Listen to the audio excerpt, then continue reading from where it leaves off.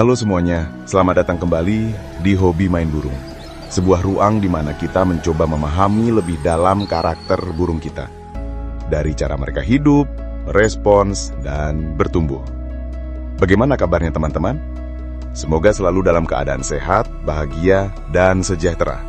Episode kali ini saya akan membahas murai batu tipe dingin yang suka diremehkan. Hari ini kita bahas satu hal penting tentang murai batu yang sering dianggap kurang responsif, kurang semangat, atau bahkan disebut burung malas. Padahal, bisa jadi dia bukan malas, bukan bodoh, tapi memang dia tipe dingin.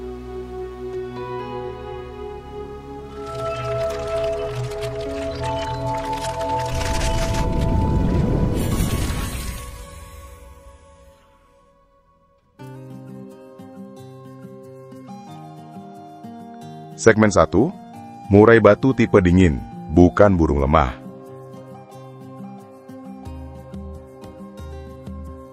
Murai tipe dingin bukan berarti burung itu menyukai hawa dingin.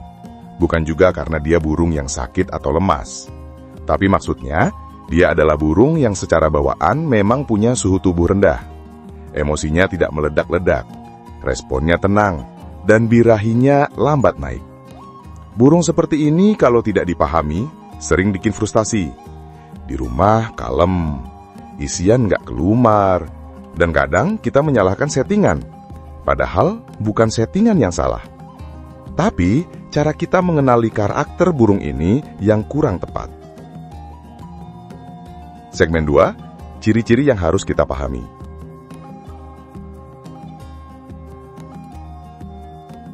Burung tipe dingin itu punya beberapa tanda umum. Di rumah kalem, lebih banyak ngeriwik atau ngeplong pendek. Saat dengar suara lawan, responnya lambat, bahkan cuek. Naik emosi pelan, dan kalau belum cukup rangsangan, ya gitu-gitu aja di lapangan. Dan biasanya nggak suka mandi, tapi justru kuat dijemur. Biasanya dia dijemur tidak gelisah.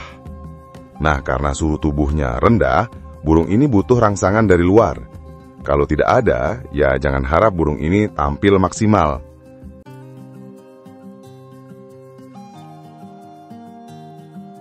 Segmen 3, perawatan harus disesuaikan. Kalau kita sudah tahu burung kita tipe dingin, maka jangan pakai cara merawat burung tipe panas.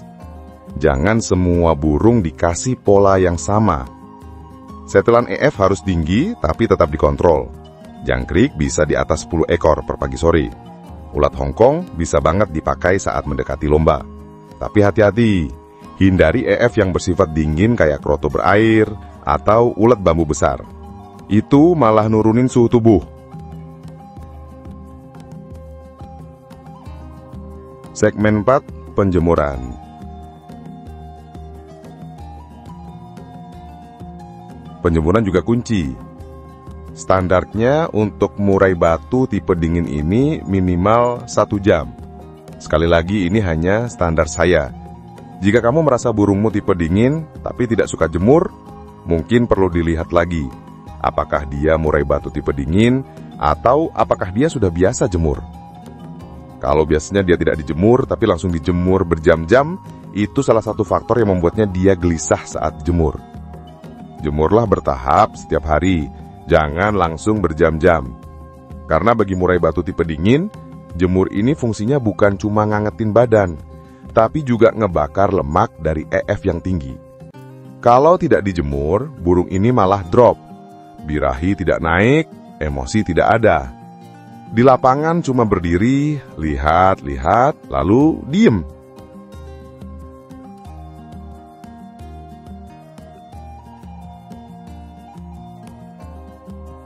Segmen 5, mandi.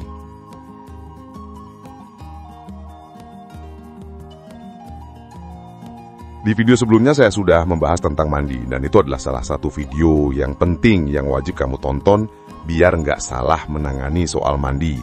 Tapi untuk video kali ini, saya akan membahas standarnya saja ya. Untuk tahu patokan pastinya, bisa kamu tonton video saya yang sebelumnya tentang mandi itu. Biasanya untuk tipe dingin cukup 1 kali seminggu atau malah 2 minggu sekali. Karena kalau terlalu sering dimandikan, justru bikin suhu tubuh makin turun dan makin dingin. Burung jadi mengembang bulu, pasif, dan makin susah bunyi. Segmen 6, hati-hati. Salah langkah sama dengan gagal total.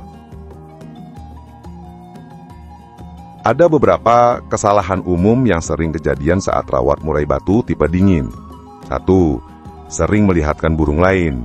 Membuatnya jadi naik birahi, tapi emosinya nggak siap. Jatuhnya malah over birahi. Yang lebih parah, dia malah drop dan trauma. Karena dia cuma birahi tanpa diimbangin dengan emosi. 2. Kebanyakan EF, tapi nggak dijemur. Hasilnya, birahi naik, tapi suhu tubuh tetap rendah. Akhirnya apa? Burung meledak tapi bukan karena siap.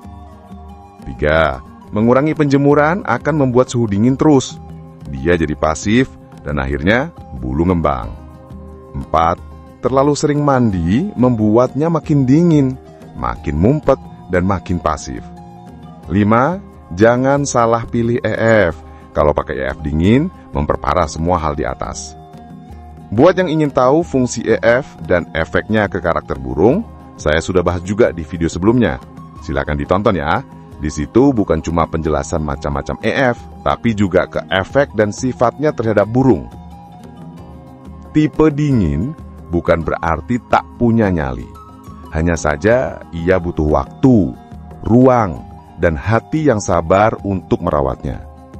Bisa jadi diamnya hari ini akan menjadi teriakan kemenangannya esok hari.